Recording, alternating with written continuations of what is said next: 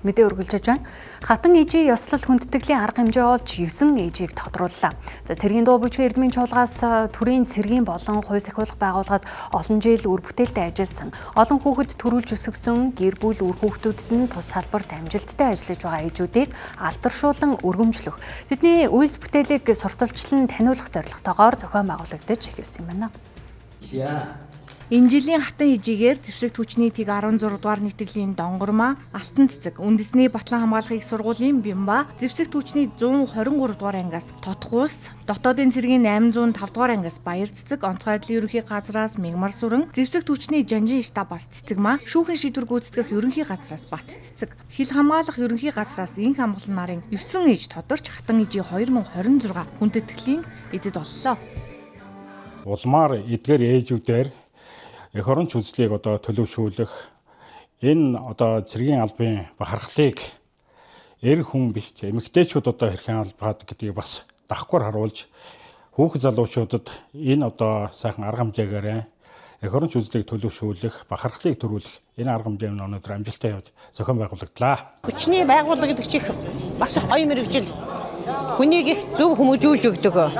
Хүнд бас их хайр бэлгэлдэг. Ийм их гоё албан газар байдгийн би түүгээрээ маш их бахархаж явдаг. Би 6 хүүхэд төрүүлсэн. Олон сайхан хүүхэд маань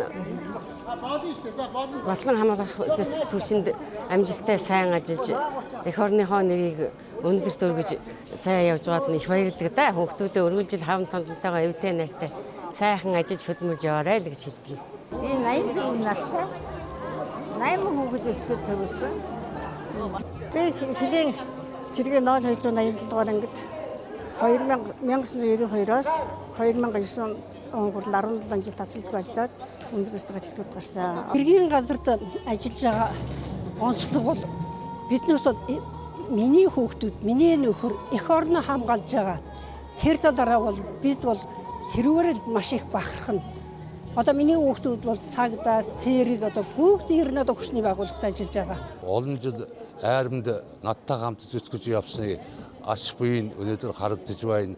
Ханаар ави бахархаж байна. Ханаар ави баярлж байна.